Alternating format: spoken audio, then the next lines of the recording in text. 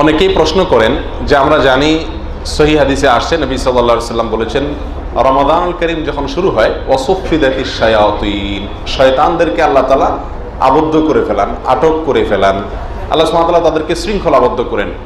এখন শয়তানকে যদি আল্লাহ সুবহানাহু ওয়া তাআলা আটক করে রাখেন, বেঁধে রাখেন, তাহলে মানুষ আবার শয়তানি কাজ কিভাবে করে? একটা প্রশ্ন কিনা?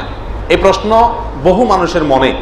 এই প্রশ্নের উত্তর হলো, মানুষ যে খারাপ কাজ করে, আমরা যে খারাপ কাজে প্ররোচিত হই, আমরা খারাপ কাজের দিকে অগ্রসর হই, এটা শুধুমাত্র শয়তানের দোষেই শুধু হই তা না। আমরা মনে করি সব দোষ শুধু শয়তানের, শয়তানই আমাদেরকে সব খারাপ কাজ করায়। আসলে ব্যাপারটা সেরকম না, বরং আল্লাহ সুবহানাহু ওয়া তাআলা কোরআনে কারীমের ভিতরে বলেছেন ইন্নান নাফসা লাআম্মারাতুম বিসসু, নিশ্চয়ই মানুষের প্রবৃত্তি, মন, নফস, এই অন্যায় কাজের প্রতি মানুষকে নির্দেশ করে। তাহলে শুধুমাত্র শয়তানেরই সব দোষ, সেই আমাদেরকে সব খারাপ কাজে নির্দেশ করে, ব্যাপারটা এমন না। বরং আমাদের প্রত্যেকের দেহের ভেতরে, আমাদের ভেতরে যে আল্লাহ তাআলা মন, নফস বলতে একটা জিনিস দিয়েছেন, প্রবৃত্তি, এই মনটাও সবসময় খারাপ কাজের দিকে টানে। আপনি লক্ষ্য করে দেখবেন মানুষের মন ভালো কাজের দিকে যদ্দূর টানে, খারাপ কাজের দিকে তার চাইতে বেশি টানে। খারাপ কাজ করতে মনে যত চায়, ভালো কাজ করতে মন তত চায় না। এই মন মানুষকে খারাপ কাজের দিকে কি করে? ধাবিত করে।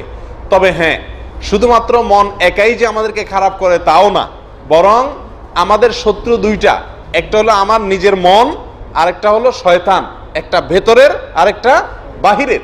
আল্লাহ সুবহানাহু ওয়া তাআলা রমজান উপলক্ষে বাহিরের বড় শত্রুকে বন্ধ করে রাখেন, আটক করে রাখেন, ভেতরের ছোট শত্রু ঠিকই থাকে। যারা সৌভাগ্যবান তারা বড় শত্রু অনুপস্থিতিতে মনকে নিয়ন্ত্রণ করে, কন্ট্রোল করে তারা নিজেকে সঠিক এবং ভালো কাজের পথে নিয়ে আসেন রমজান উপলক্ষে। আর যারা কপাল পোড়া, তারা বড় শত্রু না থাকলেও ছোট শত্রুর কথা অনুযায়ী, নফস এবং মনের প্রবৃত্তি অনুযায়ী চলে কিছু খারাপ কাজে লিপ্ত হয়। এই কারণেই আপনারা দেখতে পান বা আমরা দেখতে পাই যে রমজানে শয়তান শৃঙ্খলাবদ্ধ থাকার পরেও আমরা অনেকেই কোনো না কোনো খারাপ কাজে কি হয়ে যায়? লিপ্ত হয়ে যায়।